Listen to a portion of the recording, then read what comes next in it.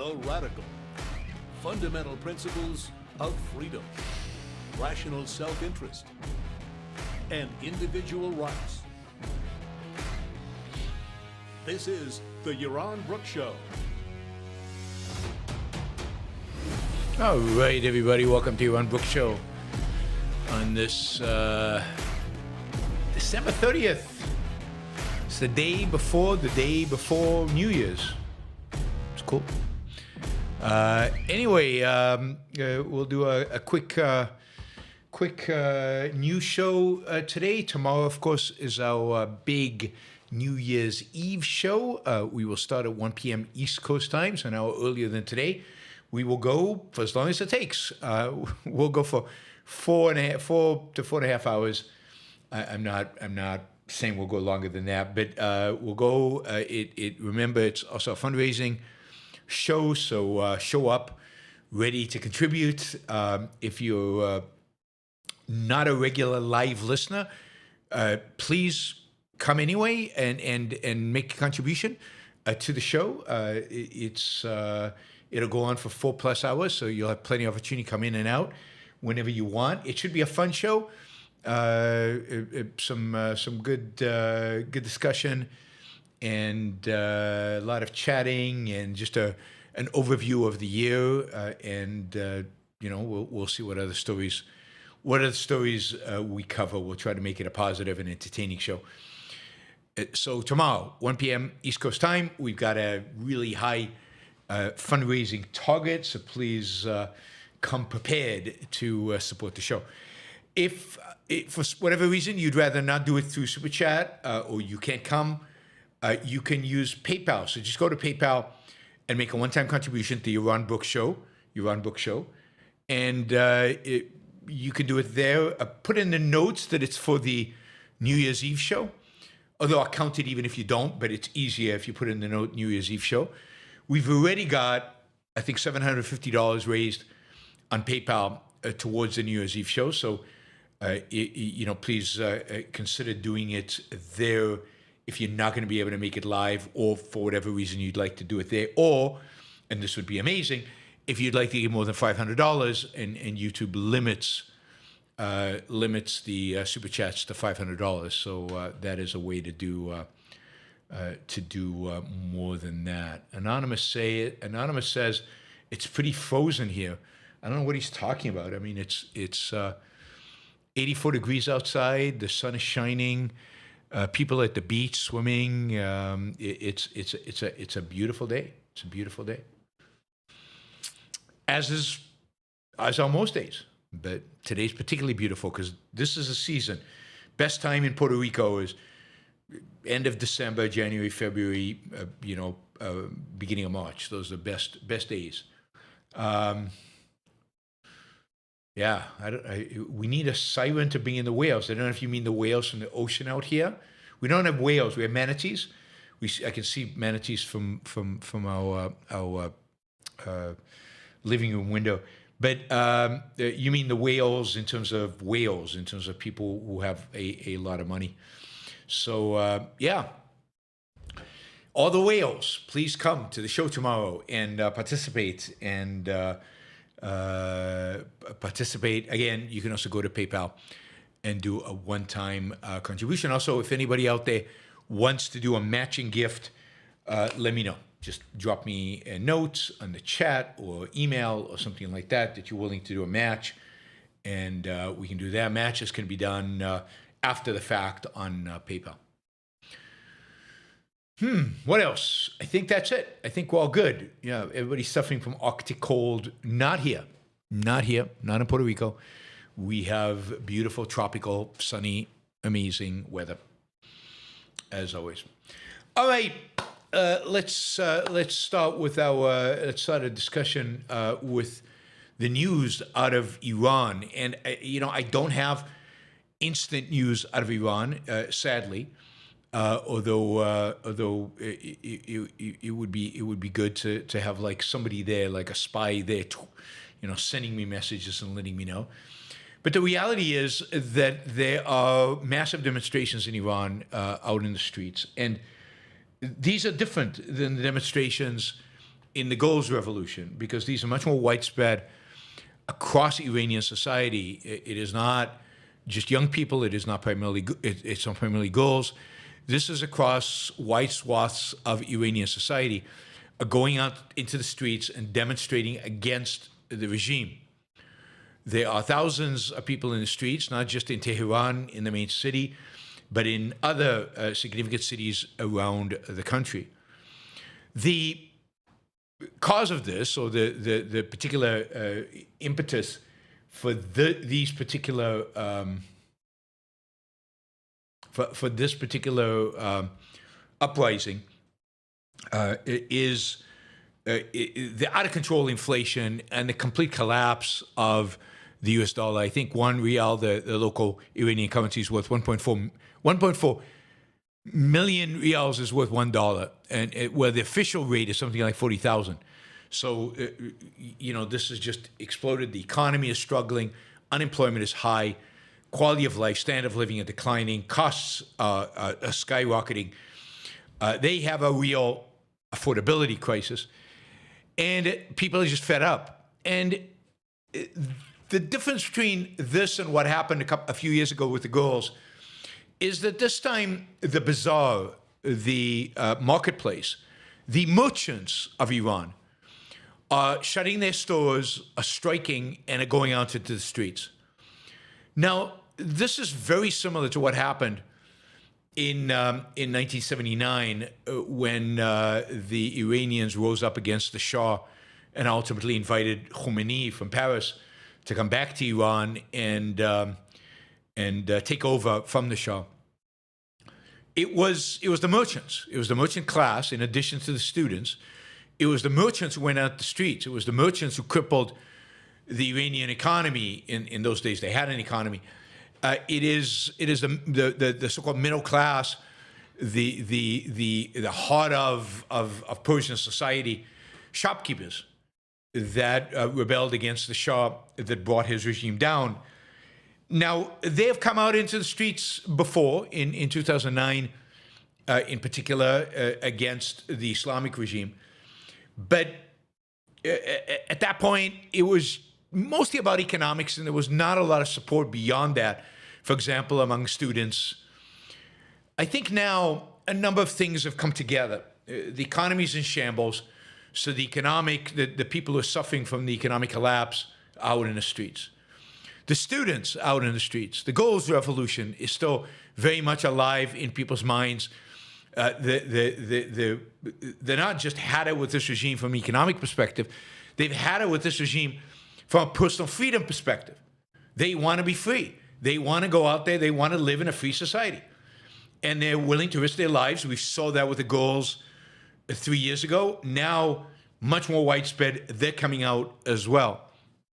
So now it's much more substantial and affects many parts of Iranian society. On top of that, this is the first time I've seen the son of the Shah, who lives in the United States, get involved as an opposition leader in Iran in a public way during demonstrations. He wasn't that vocal during the girls' revolution. He wasn't suggesting at that time, let's overthrow the regime and I'll come and I'll facilitate an interim regime until we can have proper election. But that's what he's suggesting now. He is all over Twitter, he's all over social media, he's doing press conferences and press releases, and he's communicated directly with people in Iran and expressing the fact that he is behind him. He is willing to lead a transitional government. He's willing, to take on, if the Iranian people want to, a ceremonial position as Shah, and he is supportive of this. So you've got three elements. You've got economics, you've got the Girls' Revolution and the students, you've got the son of the Shah, and of course the fourth element, which I think is the impetus for much of this, is the 12-day war with Israel, which was a massive embarrassment to the regime. It showed how weak the regime was. It shows how vulnerable they are, and it it showed the Iranian people that maybe the regime is a lot weaker than they believed it was, and I think that is part of the impetus for why now. So, we still haven't seen, for example, over the last few days, and again, I don't have minute-by-minute info coming out of Tehran, but at least from what we know, we have not seen the regime be willing to shoot people in the streets yet. While there are massive demonstrations, we have not seen people getting killed as they were in previous demonstrations. In 2009, the regime was brutal. Hundreds, maybe thousands of people died in those demonstrations. We haven't seen any deaths yet. We also have an iconic photograph. I don't know if you guys have seen it. Let me see if I can show you this. Let me see if I can pull this up. Where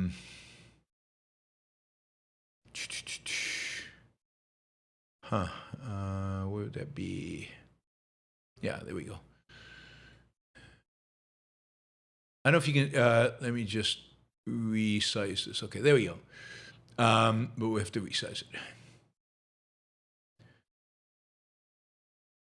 There's the photo. The photo is of a single demonstrator sitting in the middle of the road with regime thugs on motorcycles right in front of him, daring them, I guess, to run him over.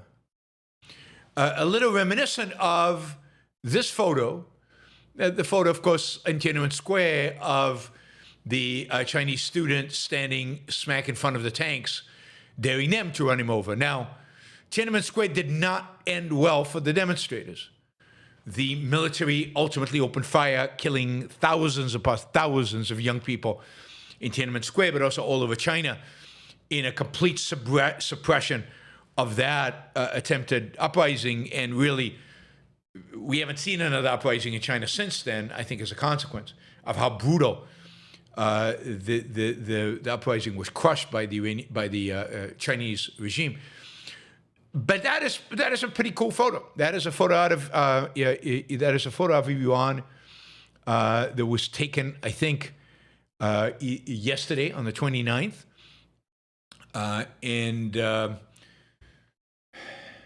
You didn't see the photo? Yeah, you can see the photo. Photo's right there. Did you guys see the photo? For some Kinski says didn't see the photo for some reason. All right. Let's see. Yeah, they saw the photo. Okay. As I said, protests have spread. One of the things that the Iranians don't have access to right now is in past demonstrations. One of the things that the Iranians did, the regime did, is brought in thugs from Hezbollah and elsewhere, and some of the militias in Iraq, to suppress the local Iranians, not necessarily trusting the Iranian police or the Iranian Revolutionary Guard to actually shoot Iranians.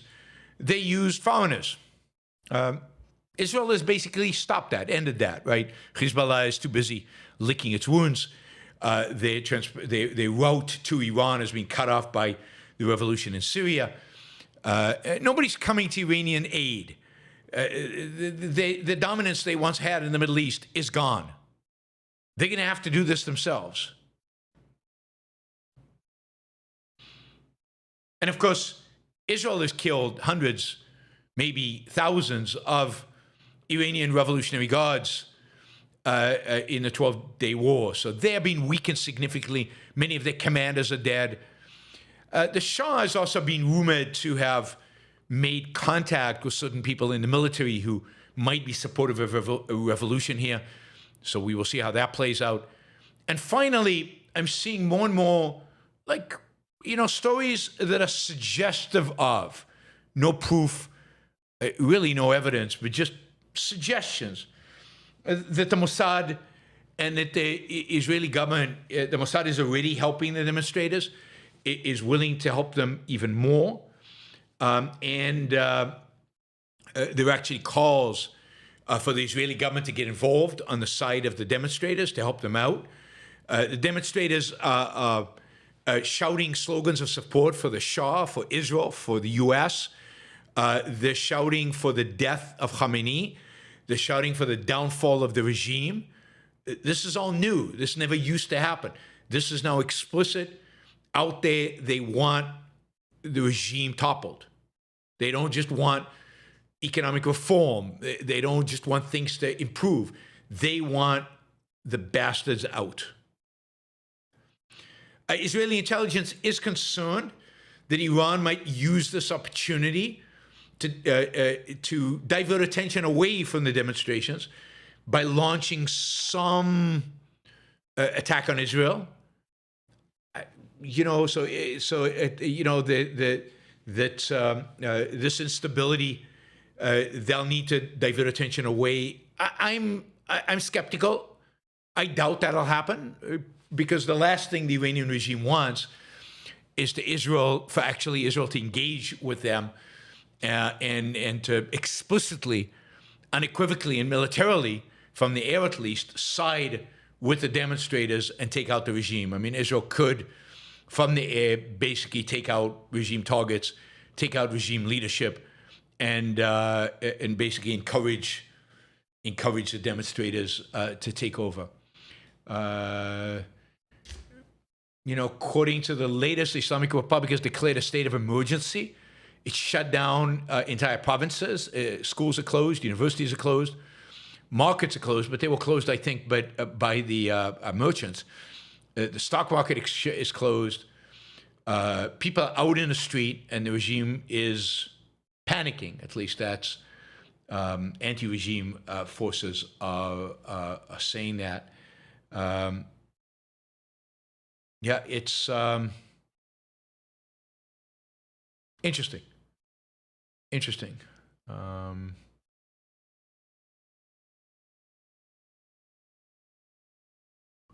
Here, pictures from Isfahan University of Technology joining the mass protests against the regime with chants targeted at the Islamists and communists who toppled the Shah in 1979. Now, this is good. They've actually explicitly stating, who they want gone. I mean, the videos are pretty. It doesn't look like the regime is really trying anything, and the demonstrators, every time they do try, are standing up against them. There are people armed in the streets, but they're not shooting, and demonstrations are continuing. We will see. Now, let me just say this. I said this during the 12-day war, and I will say this again. The fall of the Iranian regime would be the most significant geopolitical event, certainly of the 21st century, and the most significant geopolitical event since the fall of the Berlin Wall, and potentially since the end of World War II. This would basically take all the air out of the Islamist cause. Islamism, and I've documented this over and over again over the years in various talks and in articles, Islamism, the Islamists get their inspiration from the one country ruled by Sharia law, the one country that's gotten away with it, the one country that has developed nuclear weapons or threatened the West with nuclear weapons, the one country that has been ruled by mullahs since 1979, and that is Iran. Iran has inspired generation after generation of Islamists, from the Muslim Brotherhood in Egypt in the early 1980s, going after Sadat and killing him, to the Mujahideen in Afghanistan with bin Laden, kicking the Russians out, and then helping the Taliban to take control over the country, to Al-Qaeda and ISIS and Hamas and Islamic Jihad and Hezbollah, all not only funded and supported in a variety of different ways by the Iranian regime, all inspired by the Iranians. So even Islamist organizations in Europe, even Muslim Brotherhood organizations, Muslim Brotherhood is Sunni, not Shiite, but even Muslim Brotherhood organizations all over Europe will see the fall of the mullah regime in Iran as a huge loss. And as proof, or at least evidence, to suggest that they cannot win, even within the Muslim world, the people rise up against you. It will take the energy out from much of the Islamist cause in Europe and the terrorists in Europe. The one thing, radical political causes do not abide by is failure. When they fail, nobody wants to commit suicide for failed cause. Nobody wants to blow themselves up and to kill a bunch of people for a cause that has no chance of ever succeeding. And Iran falling, the regime in Iran falling, would clearly indicate to the Muslim world that Islamism, Sharia law, Islamic political agenda is a failure. And that could have massive ramifications for the entire world. It could have ramifications for the Middle East. It would completely change the dynamics that Israel faces. It would take out the number one supporter of terrorism. It would leave Hezbollah completely naked in Lebanon. You could see then the Lebanese state actually standing up to Hezbollah without its Iranian support.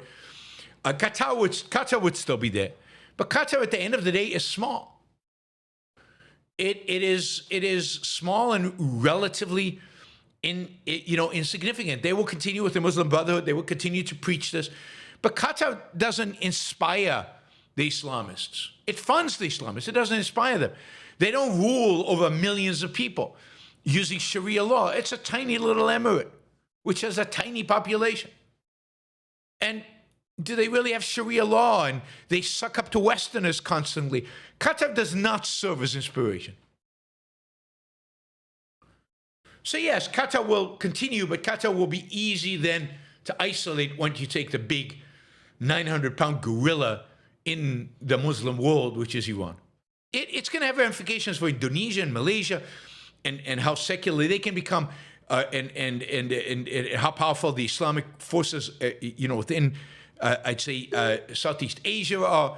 It's going to have implications for the Middle East. It has massive implications for Israel, but it has significant implications for Europe, where the Islamists are clearly a clear and present danger. This will take a lot of the wind out of their sail. And not just a danger, but a motivated danger. People who are really pushing forward and have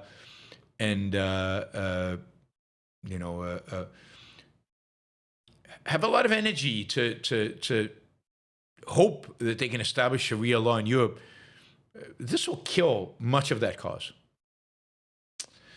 All right. Well, I mean, all I can say is I wish the best to the Iranian people. I mean, this is their time. This again could be massive. Of course, if it happens, I will do a special show to cover it as it happens. There's no indication the regime is fleeing. There's no indication the regime is collapsing yet. But there's also no indication they're willing to do what is necessary to suppress and stop these demonstrations. I'm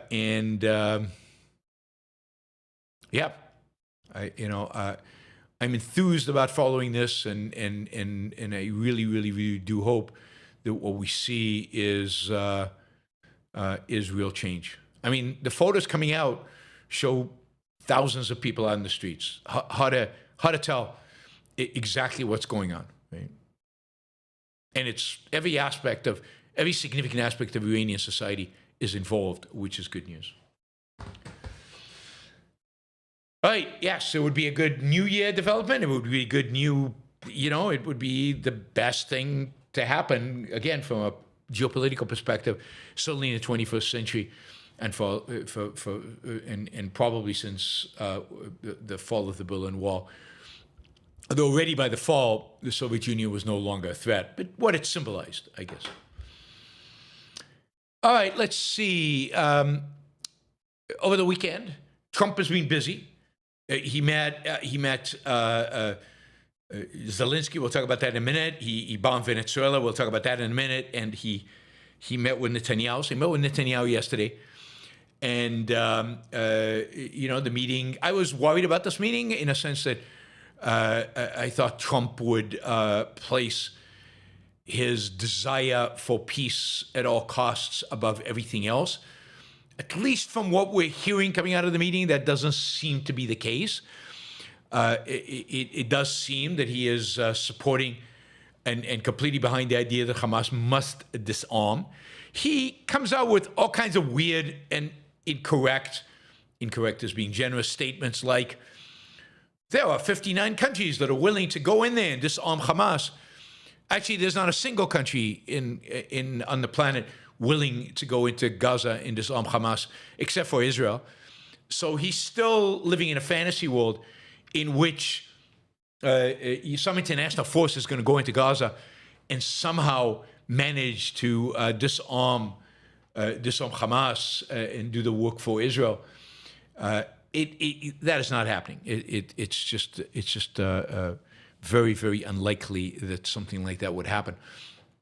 But at least he's recognizing and repeating and emphasizing that his next phase of the deal can't happen until Hamas is indeed disarmed. And he did say something about, and he's used this language before, if they don't disarm quickly, then all hell will break loose. I mean, hell has broken loose so many times, according to Trump. It's hard to keep track. He also claimed, of course, that Donald Trump is responsible for all the hostages being released, and that Biden did nothing. Well, not exactly. There were a number of hostages released during the Biden administration, 105 of them released in November 2023, another 33 hostages, including 8 bodies, in early 2025, still under Biden. And yes, Trump managed to get all the other hostages released, and that's great. But he, as usual, takes credit for anything and everything that happens. They were very chummy, Netanyahu and Trump. I thought Trump would be a little bit more reluctant to embrace Netanyahu to the extent that he did, given MAGA's sharp turn against Israel. That is interesting that he still thinks that this is the path to take. I don't think J.D. Vance supports this, but Marco Rubio is very pro-Israel. Hegseth is not clear. I think he is, but I'm not sure. But clearly MAGA's turned against it, and we'll see how that affects U.S. policy vis-a-vis Israel. Netanyahu did, this is the way to deal with Trump. Israel has something called the Israel Prize. It gives it to Israelis who have achieved something phenomenal. Scientists, artists, politicians in rare occasions. But it is the greatest honor Israel can bestow upon an individual, I guess, is the Israel Prize. Well, Netanyahu announced during the press conference that Israel, for the first time in its history, would give the Israel Prize to a non-Israeli. And that, of course, would be given to Trump. So everybody's kind of figured out Trump in a sense that if you want to get on Trump's good side, butter him up, compliment him. Remember, Netanyahu nominated Trump for a Nobel Peace Prize, and I'm sure he'll nominate him again next year. Everybody's learned that the best way, Zelensky learned the hard way, right? The first time he came, he didn't say thank you enough. Now he says thank you all the time. Thank you, thank you, thank you. He kisses the feet, he kisses the ring. Who knows what else he kisses? But it's very clear. His thank yous are very, very, very clear. There's no, nobody can accuse him of not being thankful and not sucking up to Donald Trump. So Netanyahu did that. He gave him the Israel Prize. That's a big deal for Israel. So, maybe that is why Donald Trump was so warm towards Netanyahu. Trump also met 2 days earlier, or a day earlier, with Zelensky Zelensky was met with Trump. This is all in Mar-a-Lago in Florida. Zelensky met with Trump in order to try to finalize the U.S.-Ukrainian peace proposal that would then go to Russia and try to get Putin's sign-off. Supposedly there's a 15-point deal that Zelensky and Jared Kushner and Witkoff have put together. There's still some questions about the concessions, territorial concessions. There's still some questions about demilitarization. And Zelensky supposedly came into the meeting with Trump hoping to get a security guarantee for 50 years, 5-0. And supposedly Trump only was willing to do 15. But anyway, the meeting happened in order to try to solidify some of these issues before the proposal was sent to Putin. As has become a habit, Putin called Trump just before the meeting, I guess to suck up to him and remind him that his commitment is to Russia, not to Ukraine. And nothing really came of the meeting. So the conclusion from the meeting is, and this is true of the last few meetings with Zelensky, a lot of hope going into the meeting, a lot of high expectations for Trump to really back the Ukrainians. And then Putin calls Trump before the meeting, and then the meeting doesn't go well, and nothing comes of the meeting. And that's become a pattern now. And it happened this time as well. There was a lot of expectations of this meeting, and coming out of the meeting, nothing was agreed on. Nothing has been finalized. Everybody said good progress would be made. Everything's moving in the right direction, but nothing concretely was agreed upon. After the meeting, I think a day after the meeting, Trump called Putin again to talk about the meeting. And this time, Putin added a little twist to get to Trump. And this time, the twist was Putin complained to Trump that, Ukraine was trying to assassinate him, and it actually tried to bomb his home with drones. And this made Trump really upset. He was very unhappy. You don't assassinate foreign leaders under Trump's watch, unless, of course, it's the Russians trying to assassinate the Ukrainian leader, and then it's okay. Zelensky doesn't really count. But you can't assassinate Putin under Trump's watch. That is unacceptable. I mean, Putin is a Trump protectorate. So Trump got very upset the Ukrainians. Now, Ukrainians have come back and said that, this did not happen. They did not target Putin's home. And Trump, please don't believe Putin. But, who's Trump going to believe? Of course, online, all the anti-Ukrainian, pro-Russian right-wingers all out there,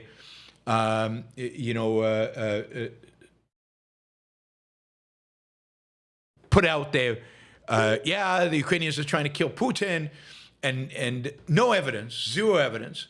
The Russian Foreign Secretary is being asked for evidence, and while he affirmed that Ukraine tried to assassinate Putin, provided no evidence of that. Putin provided no evidence. Nobody's provided no evidence. And even Trump, when asked about it, said, "Yeah, maybe what Putin said is not true."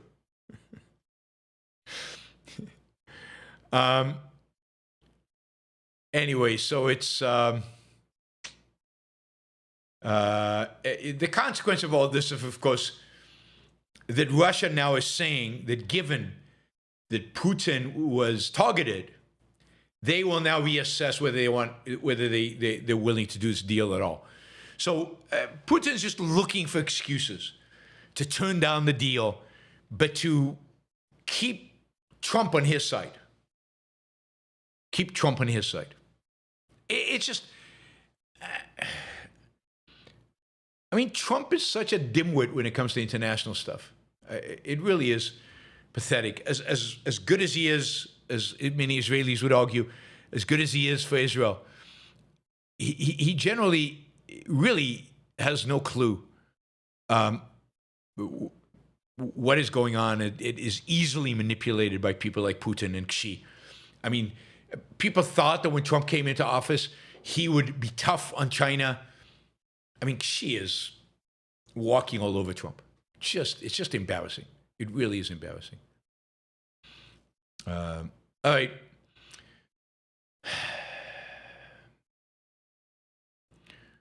So let's see. Yeah. All right. Also, over the weekend, the CIA reportedly conducted a drone strike on a Venezuelan port facility. Now, the attack was revealed by Trump during a radio interview. And this is, of course, the first time that we know of, at least, that the United States has attacked a land position, something on the land in the country of Venezuela. This is all part of supposedly its continued mounting pressure on Venezuela President Maduro to leave the country. Supposedly this dock was being used to store narcotics and prepare them to be shipped elsewhere by boats. That's again what news outlets are claiming. Supposedly nobody was killed in the operation. The dock was empty, and CIA's declined to comment. Trump boasted about it, and it's now being confirmed by, I guess, other sources that it actually did happen. Again, not clear what the endgame here is. Still not clear whether the United States is getting ready to actually engage in war with Venezuela. Would that mean just bombing from the air? Would that mean ground offensive? Would that mean special forces? What does it actually mean?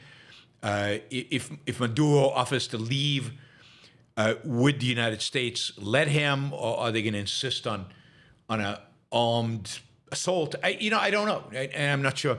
I'm not sure the Pentagon, and I'm not sure Trump knows what his end game really is here. For now, it's just pressure, and it's just a lot of macho bullshit to try to rally his people. So he promised not to go to wars, not to start new wars. He promised all that, but given that this is in the name of stopping immigration and stopping drugs, MAGA is all gung-ho about it, because this is, they would argue, America first, right? This is America first. This is not for Israel. Israel has no interest in Venezuela. Although one could argue it's probably all Israel, right? I'm sure there's really a Mossad plot here. The Mossad is really influencing Trump to do this, because we all know the United States is Israel's puppet. And I'm sure there's some secret Israeli interest in the overthrow of the Venezuelan regime. Of course, there is the question of what legal authority President Trump has to attack Venezuelan territory or to blow boats out of the water in international waters. Not clear. I don't think Trump cares. Again, part of the macho, I don't care if I have legal authority. I'm just going to do it because I'm a tough guy. And you guys elected a tough guy, and this is what you wanted. You wanted a tough guy, so I'm giving you a tough guy. I think that's, I don't think he cares, but there is no, Congress has not approved this. This is not legal authority to do it. All right, we talked about Milei a few days ago, about what to look forward to in the next year, labor reform, tax reform, and others. In the meantime, just the day, on Friday, I think it was, Milei actually got Congress to pass some two major bills. One is a budget. This is the first budget that Milei has gotten Congress to pass. They refused to pass the budget he actually wanted, so he couldn't get what he wanted passed. He still doesn't have enough votes for that. They insisted on keeping some of the increases to things like pensions that they passed last year, and indeed those were kept.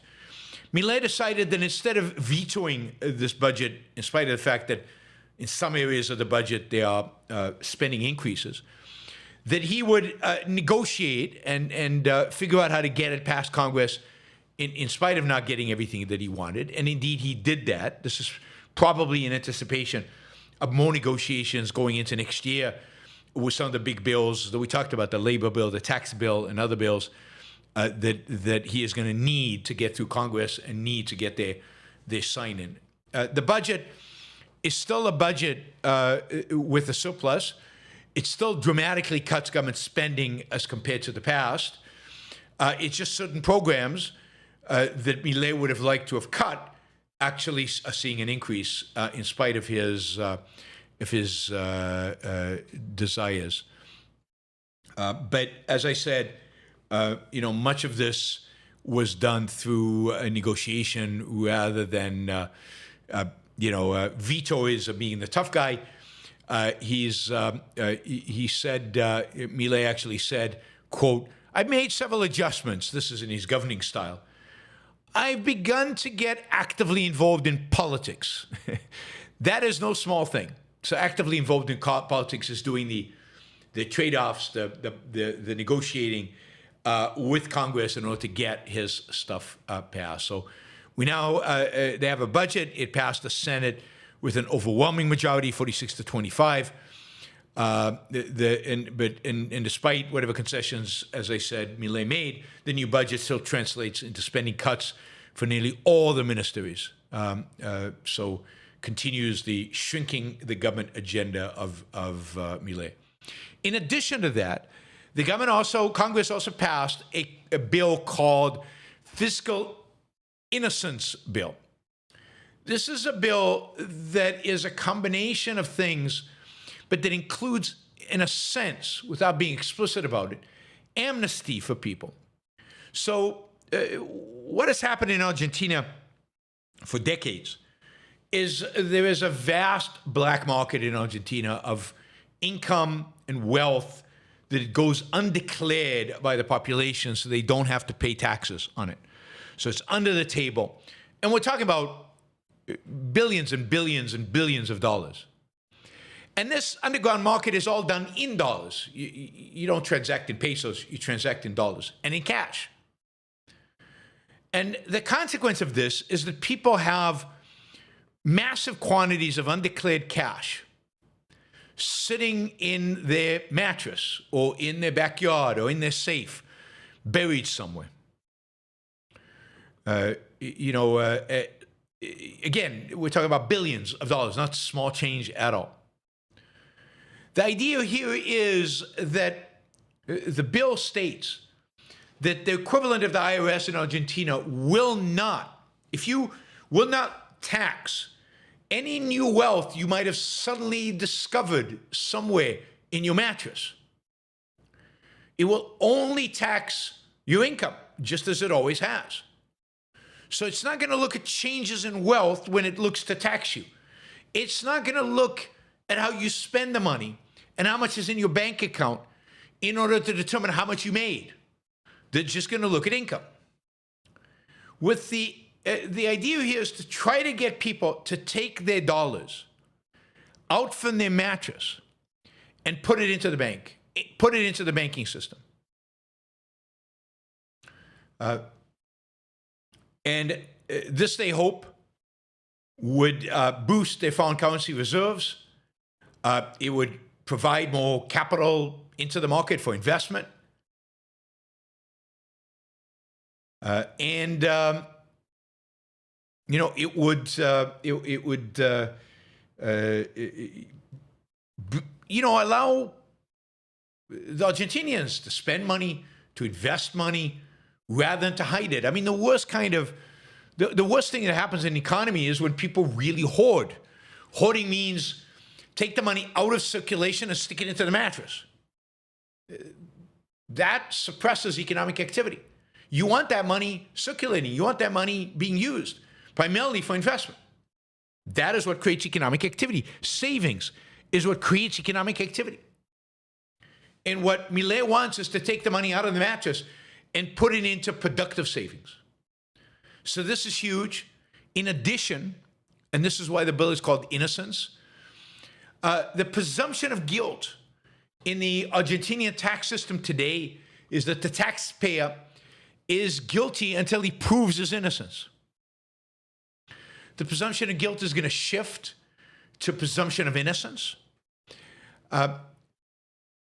And a bunch of other reforms that have to do with the relationship between the taxing authority and taxpayers that are in favor of the taxpayers.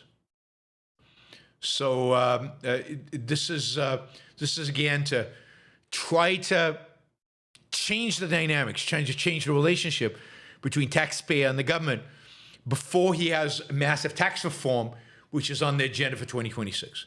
Remember, 2027 is an election year, so he's going to try to cram in as many reforms as he can into 2026 to reap the benefits of without creating too much controversy in 2027 when he's up for re-election. So it will be interesting to see how this develops and how much he can get done in 2026. But the fact that both these bills, which were high on the priority list for Milei, both passed Congress after the congressional elections that Milei did so well in, Milei's political party did so well in, these are good signs, hopeful signs in terms of what's to come next, with Milei.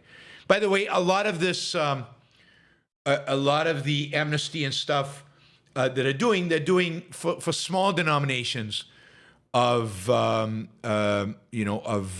dollars. They're not doing this, sadly, I think, for the very wealthy who might have, they typically don't put it in the mattress. They typically put it, they stuff it away overseas. Let's see. They also raised the threshold for criminal offenses of simple tax evasion. So they're trying to, tax evasion is not a criminal offense if it's done in small measures. They were also reclassified aggregate tax evasion as, again, they've raised the threshold for that. So they make it so that, again, it's most people in Argentina stop having to fear the tax authorities as much as they used to. All right, let's see. Minnesota fraud. MAGA is on on this frenzy right now about Somalian fraud in Minnesota. I guess there was an investigative reporter, not a very trustworthy investigative reporter who has a history of making stuff up and not doing a very good job. But an investigative reporter went and to these daycare centers that have received huge amounts of government money and discovered that they're all empty and there's nobody there. And there's some evidence to suggest that even that was deceptive of what he was doing. Anyway, MAGA has figured out, or certain people, influencers within MAGA, figured out that they can milk the story of Somalians, defrauding the U.S. government for all it's worth. Because look, at the end of the day, there's only one issue that really gets Republicans and MAGA excited about, that really gets their juices going, that really unites the party. And that is hatred of immigrants. The one thing they really don't question is the evil of immigration. They hate immigrants. And it used to be illegal immigrants, but now, the disguise is gone, the pretense is over. We know that what they don't want are immigrants. Miller is out there saying we need negative immigration in this country. We need no immigrants coming into this country, right? So that is basically what it's all about. They don't want immigrants. So to the extent that they can make a big deal out of the Somalis, they make a big deal, and it's also an opportunity to make fun of or to discredit the Democratic government of Minnesota. So it's great. You go off to the left, and you discredit a group of immigrants. You get a double whammy. Now, there's no question there's been massive fraud related to COVID, related to other welfare programs in Minneapolis, in Minnesota. We've done this. We talked about this in the past. Many of the people are Somalis, or not all of them, and many of the ringleaders actually just whites. This fraud has been going on for years, really since COVID, primarily since COVID, when the government started throwing a huge amount of money with very little oversight. It started under Trump 1 in 2020. My guess is that fraud at various levels like this exist in every city around the country. Again, COVID was such an opportunity for fraudsters that many people took advantage of it. Many people all over the country. Immigrants and non-immigrants and regular Americans took advantage of the free money the U.S. government was handing out. And generally, welfare and welfare programs run by an inefficient government with corrupt incentives, you're going to have a lot of fraud. MAGA's freaking out, of course, and making this all about finally the Trump administration, Republicans, are shutting this down. But that, too, is all a lie. The reality is this fraud started under Trump with the first stimulus package, June of 2020. It was investigated under Biden. The biggest prosecutions and the sending to jail of the most people happened under Biden's Justice Department. And yes, the Justice Department under Trump is continuing the effort, and they're finding more fraud. And my guess is, again, if they went to any city, they would find the same thing in terms of welfare programs and in terms of old COVID programs. So don't get too excited about the story. It is true. Fraud on a massive scale has happened, and many of the perpetrators are Somali. But there's fraud going on all over the country. Why is MAGA getting excited about this one more than any other place? Because it's immigrants. And they're black immigrants, so it's even better because they're easily to identify. They're easy to vilify. And, of course, they've got a horrible representative in Congress to make them look even worse. What MAGA is forgetting, and what I will not allow you to forget, is the fact that Republicans don't care one iota about fraud. One iota. I mean, Musk is out there now today saying, 20% of government spending is fraudulent. He ran Doge. He had all the power in the world to show that and to bring prosecutions and to actually do something about it, if that's the case. It's dubious, but if that's the case. Why was nothing done? And why is MAGA not upset that nothing was done? Because they don't care about fraud. They care about immigrants. What about the case of Phil S. Forms, who committed $1.2 billion, billion, of Medicare fraud, and was sitting in jail, and Donald Trump pardoned him. So not in jail anymore. Does MAGA care about fraud when Donald Trump keeps releasing all these fraudsters out of jail? And of course, he's not the only one.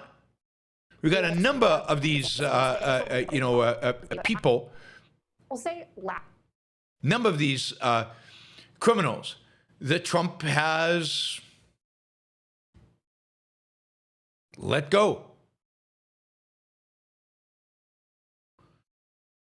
It really is amazing.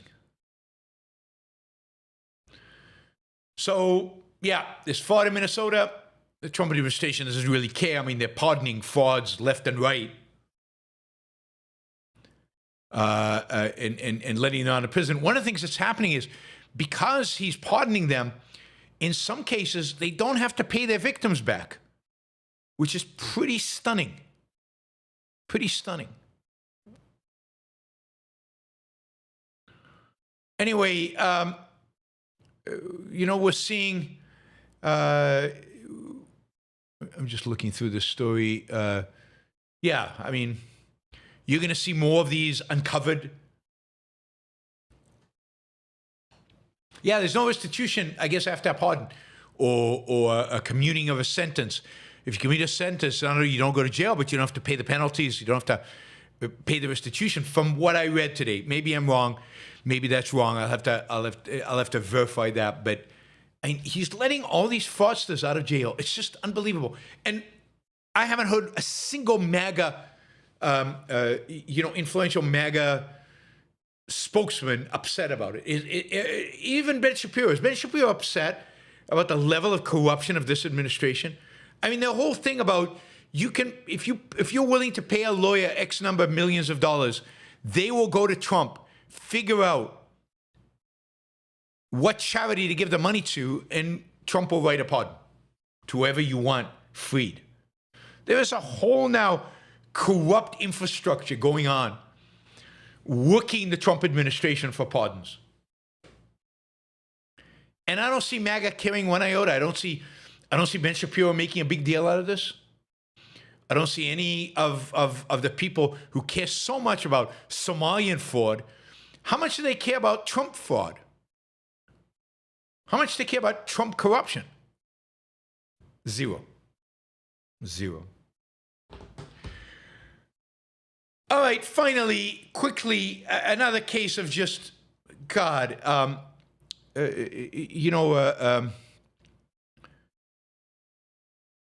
Republicans caring only about one thing, and that is immigrants, hating immigrants. And in particular, now it's become H1B is like this. It triggers Republicans. It's like H1B. Oh, that's evil. We got to get rid of H1B. Oh, bad people, bad program, horrible, destroys American jobs. We've got to stop H1Bs.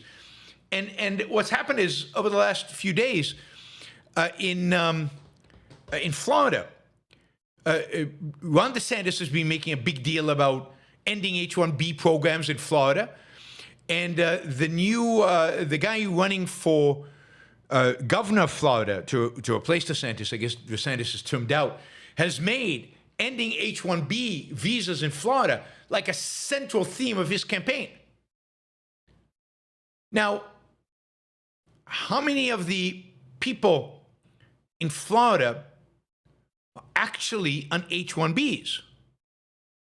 Of the 10.7 million people, there are 10.7 million people employed in the state of Florida.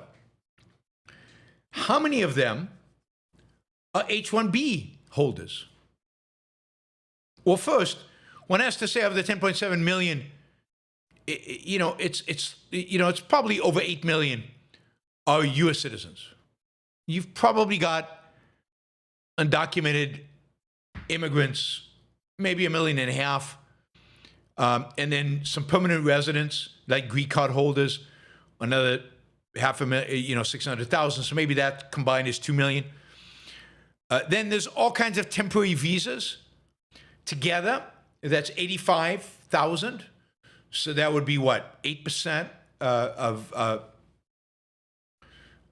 8%, sorry, 0.8% of all the people working in Florida are on temporary work visas. Of all the people in Florida, working in Florida right now, how many are in H1Bs?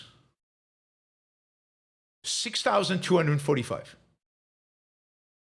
6,245. So of 10.7 million people working in Florida, 6,245 are H1B holders. And that is a central feature of the gubernatorial campaign in Florida. Those are the jobs they want to kill. The 6,245. Because they hate H1B so much. That is less than 1/10 of 1%. It's 0.06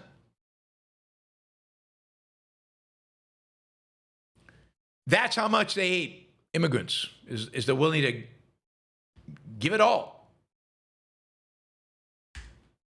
for 6,000 to get rid of 6,000 people who are working, by the way, probably good jobs, probably creating real, real value, probably creating more jobs in Florida than they've taken. Those 6,000 are probably creating easily 20,000 jobs.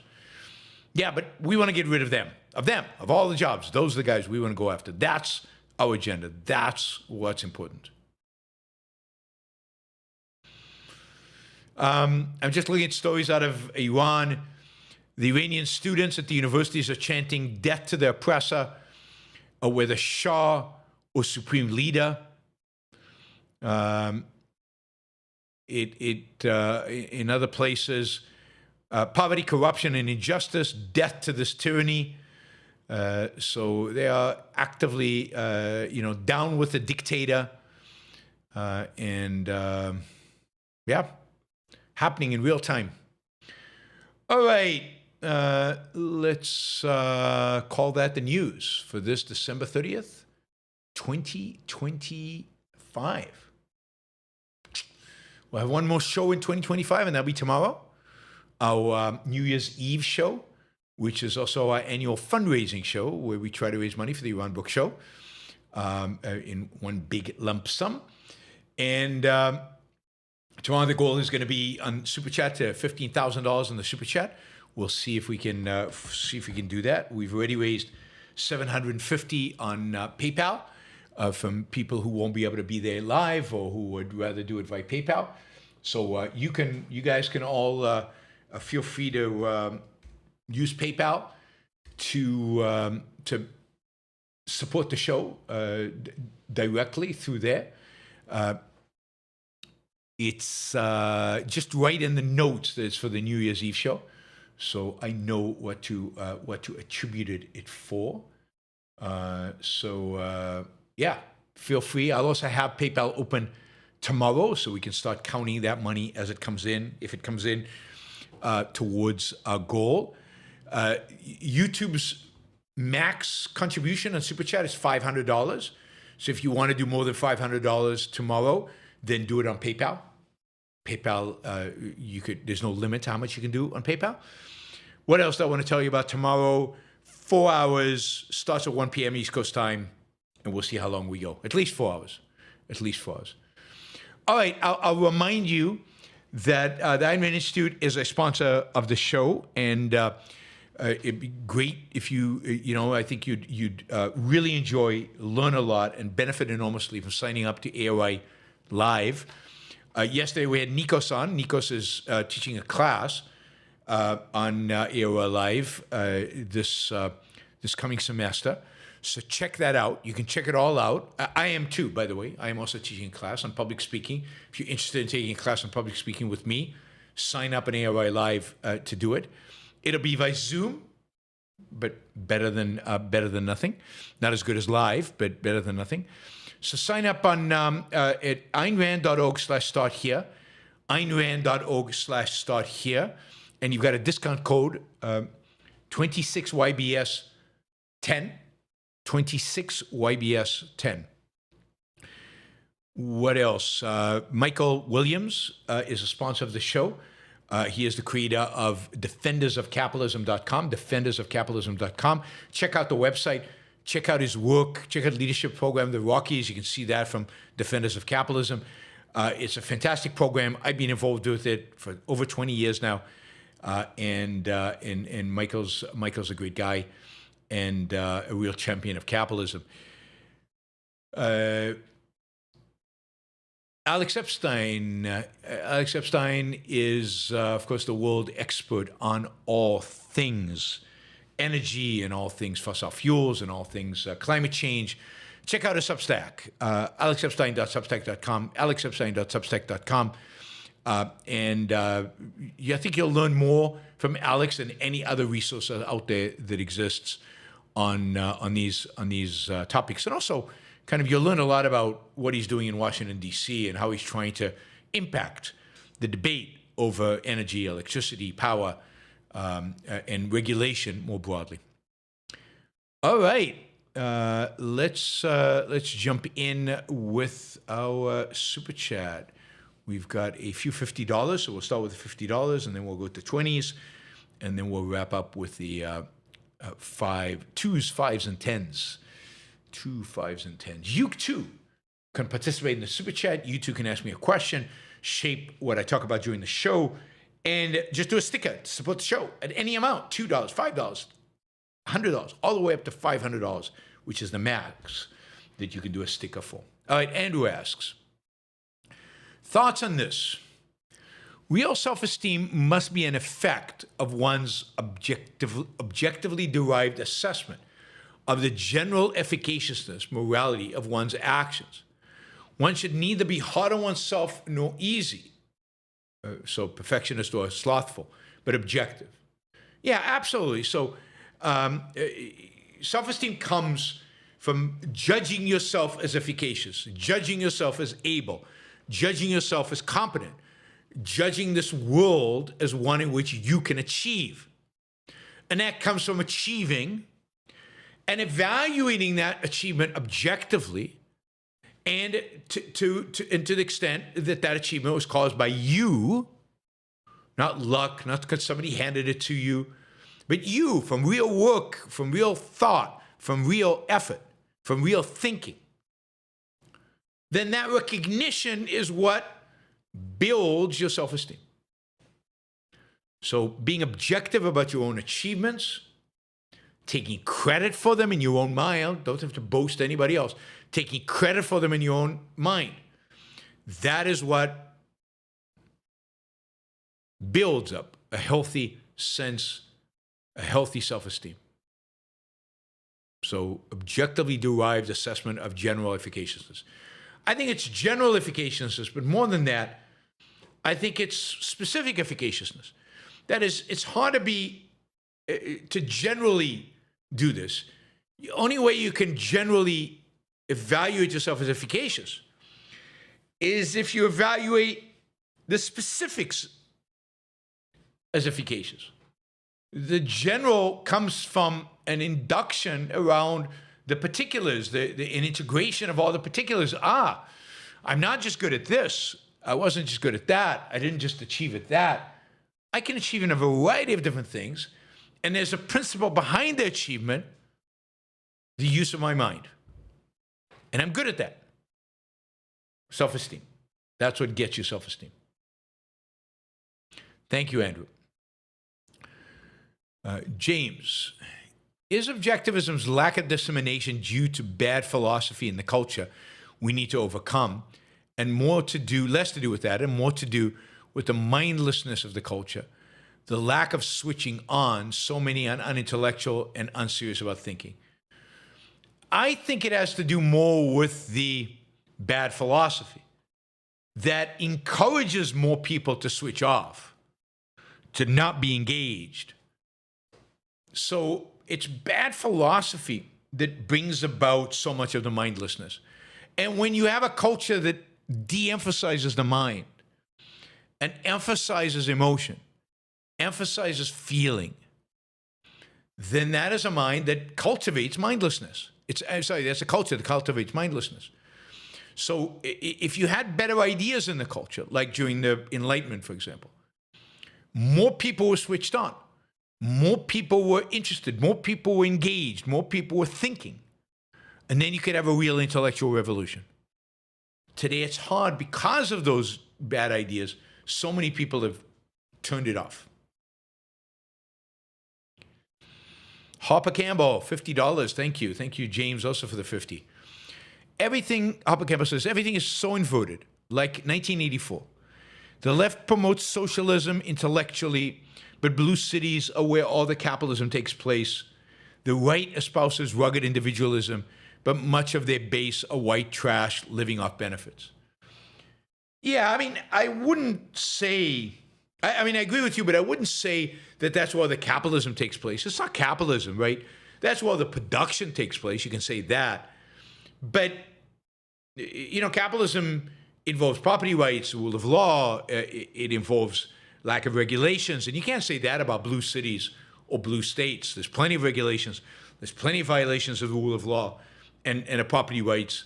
There's plenty of taxes and of the like. So yeah, don't give them too much credit, but it is the world is upside down. The world is upside down because both the left and right are completely corrupted. And what is actually happening is that the producers, just like in Atlas Shrugged, the producers, in spite of the total corruption of our political class, the total corruption of our culture vis-a-vis producers, keep producing because they love what they do. They love it. They're motivated by it. They remain greedy, if you will. They remain selfish, at least in part of their lives. And they're not willing to give it up in spite of the corruption, in spite of being lambasted, in spite of being penalized. They keep on working. They keep on being Dagny at whatever level they can. And that keeps the world going. And it's, you know, it's horrible to experience. It's horrible to see, in a sense. The injustice of it, the real injustice of it. All right, let me thank some stickers. We've got Oily, thank you. And let's see. We had a few others, I thought. Let me see where they are. Yes, we have Carl Meisenbach. We have Stephen Kreisman. We have... and by the way, if you want to make a PayPal contribution and ask a question in PayPal, you can do that. I will have those questions open as well tomorrow, and we'll answer those questions as well. Stephen Harper, thank you. CP Milken, thank you. Gail, thank you. I think I caught all the stickers. Yeah, I got all the stickers, so thank you guys. And by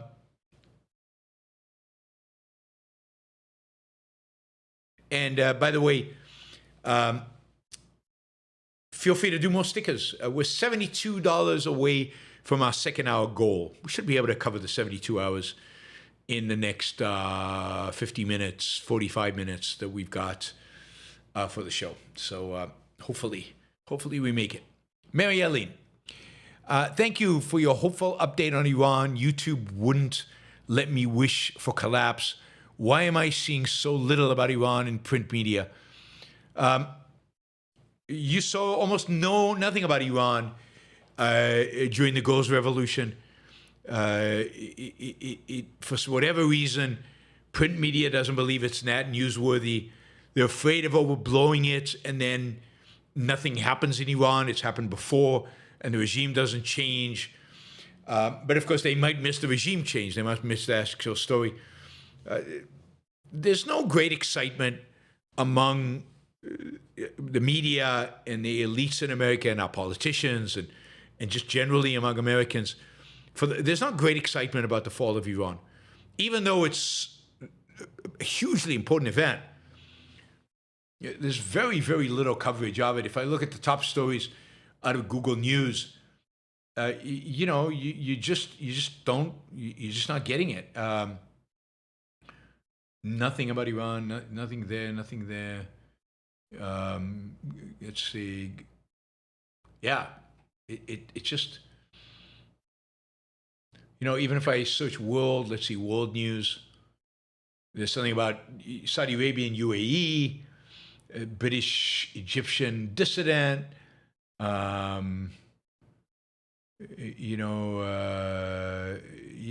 this other stuff. You really have to scroll down and down and down.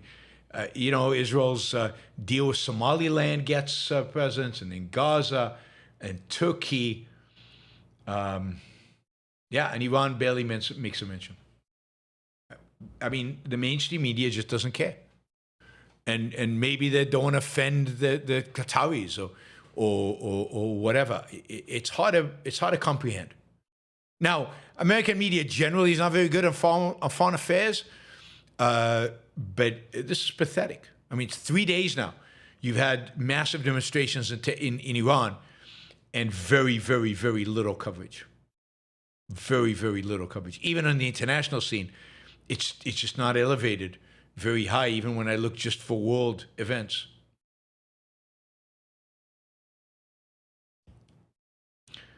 Pretty pathetic.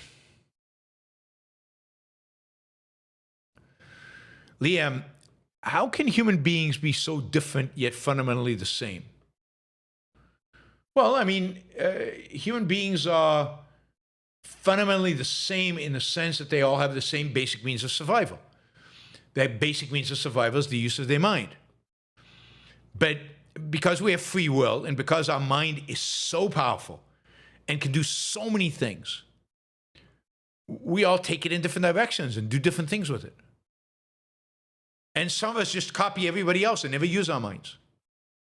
So it's a consequence of free will and a very powerful tool, which is the human mind. Shazbat, the C. Montgomery Burns Award for Outstanding Achievement in the Field of Excellence. An outstanding achievement in the field of excellence. That's great. This is a made-up award given to Homer Simpson to prevent him from suing his boss. Yeah, I mean, we should, if you ever get in trouble with Trump, just make up an award and offer to tell him he's the first human being to ever get the award. First human ever get the award. I mean, he'll be so thrilled.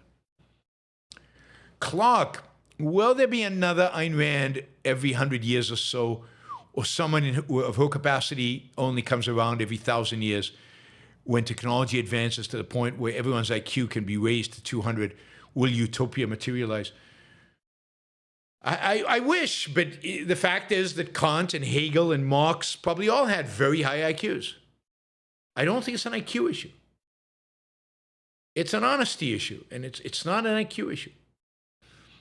So will there be another Ayn Rand every 100 years or so? I have no idea. Just no idea. I don't know why and how. I do think to some extent, to the extent that the environment has an impact on you, she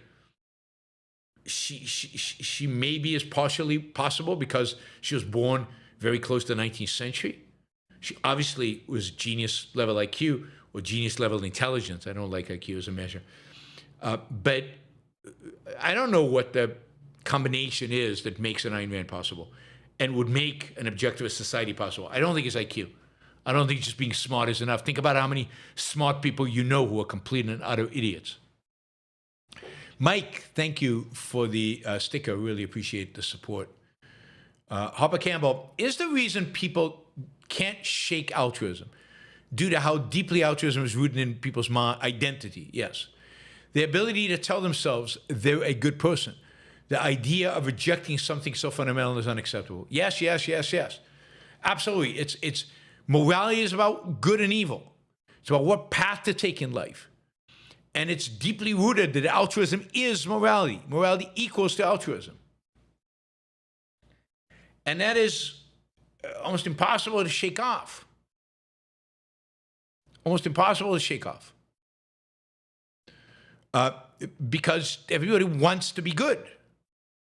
And particularly with no alternative, or particularly if you've grown up with that, the alternative sounds so bizarre.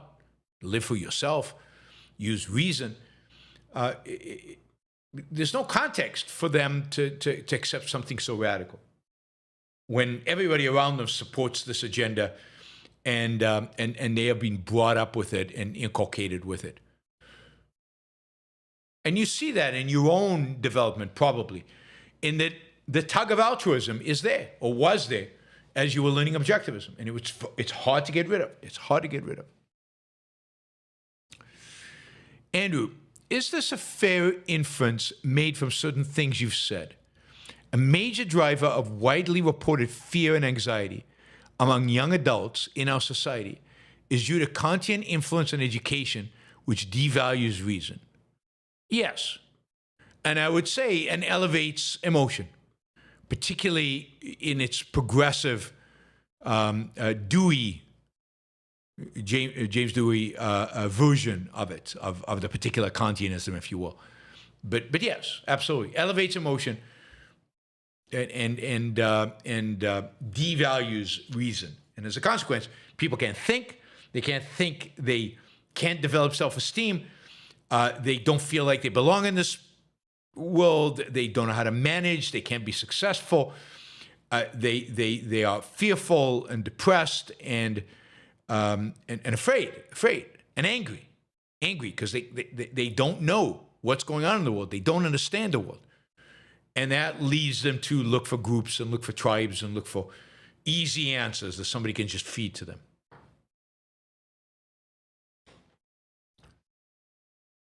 And by the way, this is not my original analysis. I take all of this from Ayn Rand. Not that I'm saying she would agree with that particular formulation, but generally, that was her. I think that was the way she viewed it. Mike, thank you. Roland, thank you for the sticker. Appreciate it. That's Roland's second sticker today. All right, we're just $36 away from our target. Andrew, if one uses one's objectivism to try and fail to save the world, one may still suffer from altruism and the resentment of a martyr. Helping others is a bad primary motive. The basic point of Rand's deserves emphasis. Yes, if you're going to save the world, you have to save it out of a real understanding on how that is selfish. Helping others needs to be understood in the context of why it's good for you. The primary is you. The focus is in you. For those who need a real refresher on all this, I highly recommend my Rules for Life series. You can find, I think there are 22 videos in it. You can find it in the playlist. There's a whole playlist of Rules for Life where I really emphasize a lot of these points. Really emphasize a lot of these points. Robert says, I'll see your $5 and raise your cent. Well, thank you. I appreciate that. Robert writing to Andrew. Yep, today could be low dollars as folks are waiting till tomorrow to drop the bucks. But as the commercial goes, why not both? Exactly. Why not both? Thank you, Robert. Non-average algorithm, part 1. Plato thought an elite of intellectuals should be the ones who move humanity forward, whereas Rand believed an elite few of entrepreneurs, atlases, move humanity forward. Both Plato and Rand recognized an elite few are what drives progress. Plato just identified the wrong category of elite. Both rejected egalitarianism. Yeah, but Plato does a lot more than that. Plato believes that everybody except the philosopher kings cannot know truth, cannot discover anything. It's not that they move the world forward. It's that they must dictate the actions of everybody else because only they can know what's good for you. So imagine I told you, because I can see the world of forms and you cannot, I know what real reality is like. I know what real truth and real goodness is. And therefore, I will tell you what career to have. I will tell you who to love, who to marry. I will guide your life in every aspect because you don't have access to reality. You don't have access to reason, not fully. Rand says everybody has access to it. Everybody. And therefore, the great people who move civilization forward aren't there to dictate to you what your values should be, how you should live your life. They just produce. And then they rely on your reason, rationality, to trade with them. If you do not possess reason and rationality, you can't produce enough to actually be able to trade with them. And they leave you free to live your life as you see fit because you have the capacity to reason, which Plato denies you. Rand says everybody has it. So in the sense of capable of being rational, Ayn Rand believes everybody has that capability. Has that capability. Plato does not. For Plato, the truth is only accessible to a very small minority, philosopher kings. So it's a very, very different approach. Liam, has the phenomenon of Nick Fuentes' style cyber-fascism found a way to attract broken men? Yes. All collectivist movements centered around gratifying resentful young men. I think to a large extent, yes. Men are the ones who go out and act. Men are the ones who typically go out and commit the vile acts of violence. Men are the ones who land up marching primarily in the streets and not always see the goals of revolution in Iran. So it's it is often playing on the resentment and the anger and the fear that men experience that that makes these kind of revolutions possible. Oh, well, there was a story yesterday in the Wall Street Journal. Growing Iran protests put new pressure on an embattled regime. So it does seem like at least the Wall Street Journal picked up on it. Unrest is triggered by a drop in Iran's currency as frustration with persistent economic crisis rises. And then Mike Pence tweeted, "No oppressive regime can last forever. Inside every human heart is an unquestionable fire that burns to be free." I don't think that's true at all. Absolutely not true. Just as the Soviet Union collapsed under the weight of its own sins, so too will the fate of the oppressors of Iran. May 2026 will be the year that sees the dawn of a new democratic Iran. Wow, he's naming dates. Naming dates. Well, I mean, I give credit to Mike Pence for standing with the Iranians and calling it. So good for him.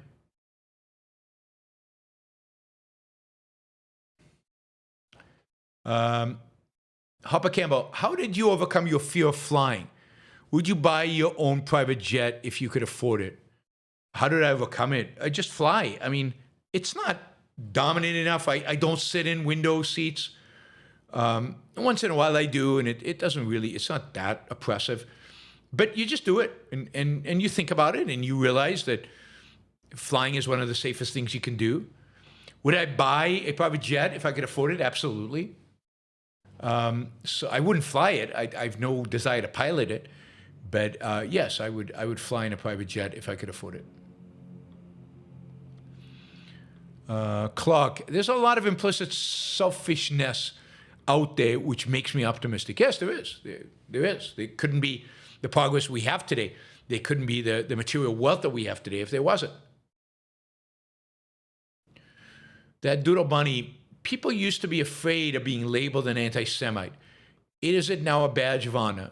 It's a badge of honor among a small group of crazy right and left-wing nutcases. But no, it's not a cultural phenomena, a broad cultural phenomena yet, and maybe never will be. The reality is, how many goipers are there really in the world? How many people who embrace anti-Semitism are there? Millions, but we live in a world of America is just 350 million, so I don't think it's quite mainstream yet. Michael, ICE is relentless. Deportations continue despite backlash. Yes, they don't stop. Evil of it does not stop. Talk about that more tomorrow. Andrew, do you feel disrespected by people who don't listen to you and misquote you when you repeatedly make a point clearly, or do you not care? I only care because the extent that they're misquoting me, and people might read it and think that I hold that. It doesn't bother me that people are idiots or stupid or evasive or ignore it. It doesn't. I don't feel disrespected. I don't feel much at all. I don't care, other than it pisses me off that other people are exposed to it when I didn't say that. Why? I'm accused of things I didn't do. It's unjust. The Doodle Bunny, how long will it take you to reach 10 million FU money retirement goal? Will you still do show afters? I don't know if I'm ever going to reach it. I thought I was going to reach it. I thought I would have reached it by now. If my hedge fund had gone well, I would have. But 2023 and 24 were not good years, and I ended up shutting down the hedge fund. So my real opportunity to make that kind of money is gone. So unless I can find a way to dramatically increase income from this show, I'm never going to reach that number. So, it's not that I haven't made progress towards it, but to get there is just not realistic without another source of income other than my intellectual activity. But even if I did reach it, yeah, I'd definitely still do the show. I might not do as many, but I would still do the show, definitely. Carl, please go off for a minute on the bad implications of kids being raised with faith and feeling and believing as epistemology. You're trying to artificially make me go off. You're telling me to go off so it can go off. I mean, look, when you are from a very young age taught to believe that that knowledge does not come from reasoning, does not come from science, does not come from investigation, does not come from using your mind, but knowledge comes from ancient books or preachers who stand up there and yell at you, or parents or authorities out there, and from ancient authorities. And ultimately, the ultimate authority comes from something called God that nobody can really explain to you, that has no real meaning and has no real significance and has no real meaning to you, right? Because you can't see it, you can't touch it, you can't reason it, you can't imagine it. There's no evidence of it in reality.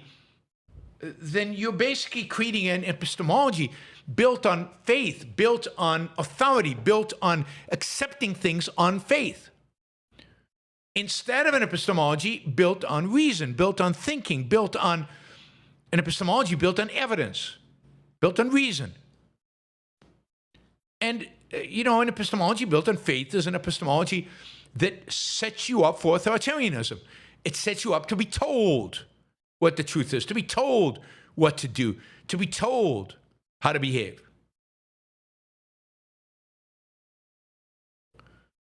So it is incredibly damaging, and because it's damaging, destroying, undermining your basic means of survival, your tool for achieving all values, and replacing it with something that is going to lead you to fail. Now, most people are mixed. They have they use reason in some parts of their life, and they use faith in others. And many people resist it. But even in resisting it, it only goes so far, and they have to expend a lot of energy on the resistance, which is energy they can't spend on making their life better, on discovering new truth and using reason more efficaciously. So it's incredibly destructive, and it makes it possible for authoritarians to rise up, because religion, faith, is an epistemology of authoritarianism. All right, that Doodle Bunny, do you think they'll still be motivated and sharp enough mentally to keep doing shows regularly? Oh, do I think I will be sharp enough mentally to keep doing shows regularly in your 80s and 90s? I don't know. How am I supposed to answer that? I have no idea. I certainly hope so. I don't know about 90s. 90s seems like a reach. But yeah, 80s, early 80s, yeah, I think so. Yeah, by then I'll be so big, people will, I'll be paid, hundreds of thousands of dollars to do an episode of my show, to massive audiences. In my 80s, I'll be like a wise guru. A wise guru. I have no idea. I working hard to make sure that I stay sharp and in shape and full of energy. But whether it works or not, and whether I make it into my 80s and 90s, who knows? I mean, it's not completely in my control. Liam, what are some issues in philosophy that haven't been resolved yet? Is anyone at ARI on the verge of solving them? I don't know. I'm sure there are a lot. I know there's a whole theory of propositions. There's a great elaboration on the theory of induction that Leonard Peikoff has done. There's a lot more chewing to do in terms of ethics and politics, although some of that is being done. I don't know. You'd have to ask the philosopher. But, my view is we've got so much new content, so much revolutionary content, so much content that would dramatically change the world in what Ayn Rand has already developed, that I don't think the priority is to solve one more issue in philosophy. I think the priority is to educate people about what we already know. Andrew says, did see part of the press conference with Trump standing next to Zelensky, said that Putin wants best for Ukraine. The guy's delusional and sick. Poor Zelensky, muted, yet astonished gasp, was rich with meaning. Yeah. I mean, Trump is just, you'll just call me Trump derangement syndrome, deranged, whatever. But he's just clueless and mindless and just offensive, just horrible. Hopper Campbell, do people want to promote altruism intellectually but live selfishly? So they could sound sophisticated enlightenment while simultaneously enjoying the fruits of materialism. To some extent, but it's not like they enjoy the fruits of materialism because it's not, you see, people talk about virtue signaling, but the real virtue signaling is to themselves. And what actually happens is they advocate for altruism in order to show themselves that they're good people. And so they live selfishly much of their lives, and then they virtue signal to themselves their altruism, and that makes it impossible for them to ultimately completely enjoy the fruits of their selfishness. Because it's not that they're not convinced that they should be altruistic, they are. It's just that they can't live up to it.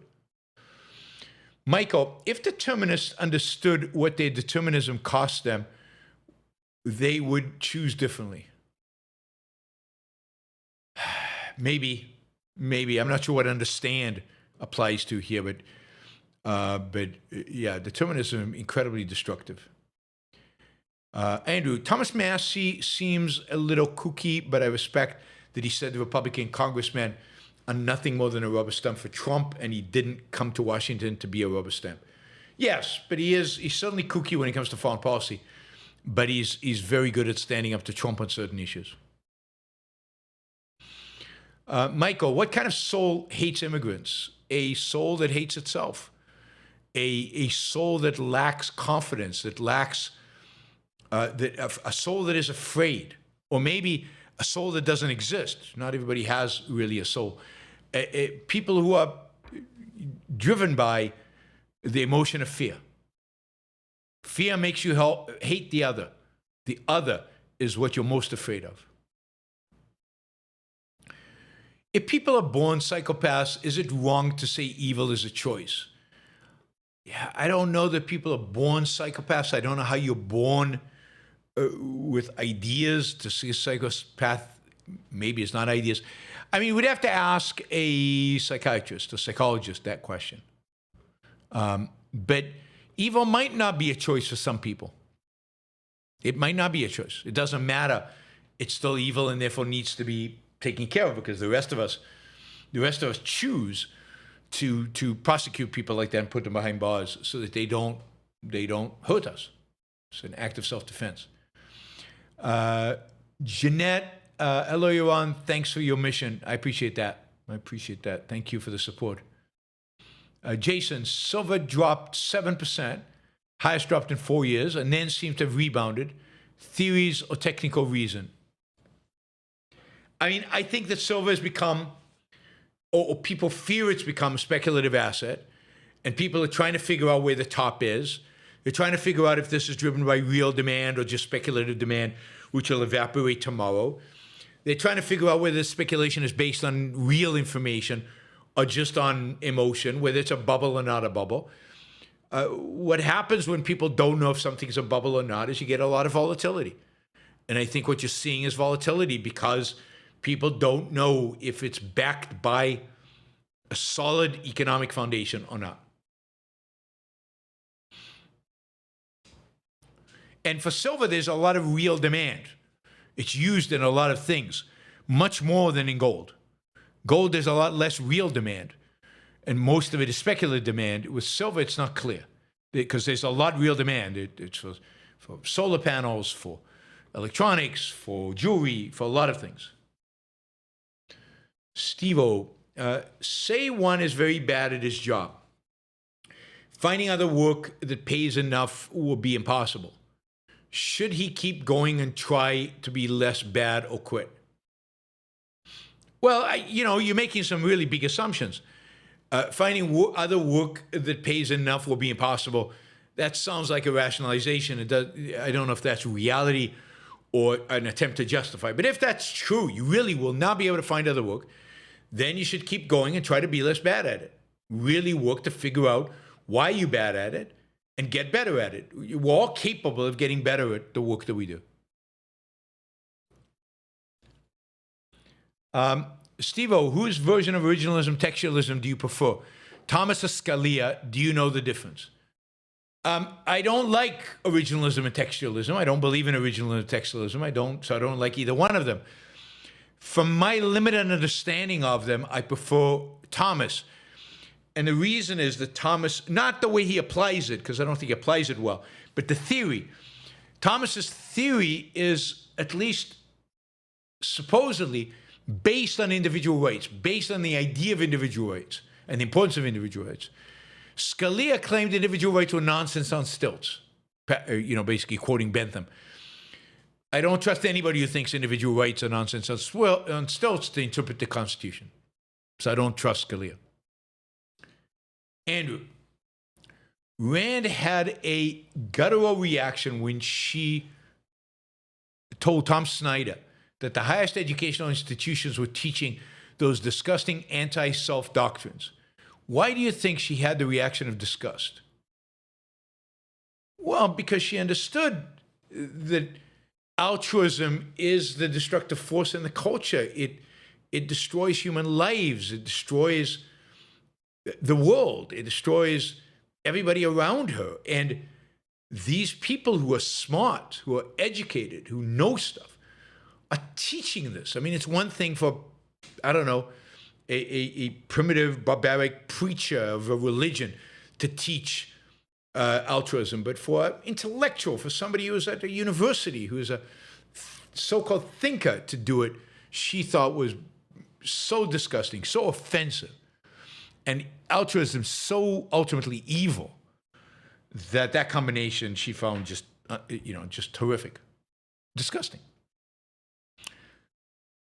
All right, guys. Thank you to all the super chatters. Really, really appreciate it. Thank you for helping me achieve the goal for today. Let's see if we can take it to tomorrow and achieve the goal for tomorrow.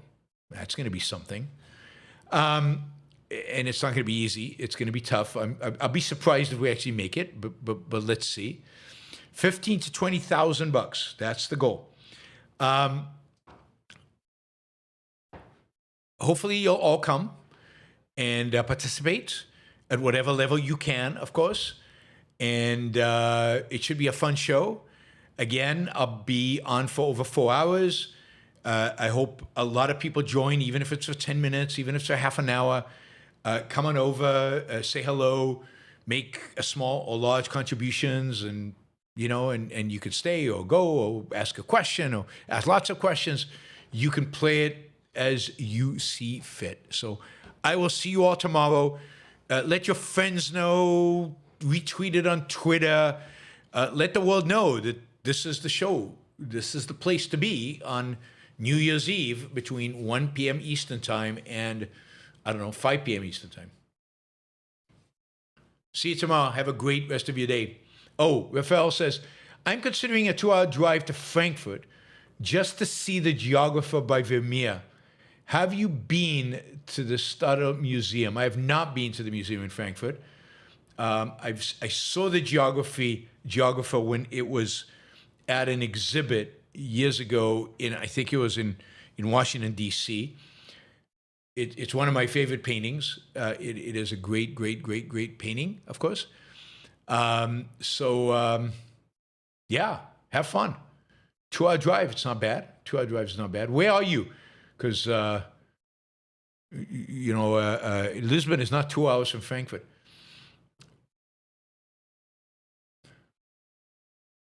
All right, everybody. Come armed with lots of questions tomorrow. Thank you, Rafael. Bye.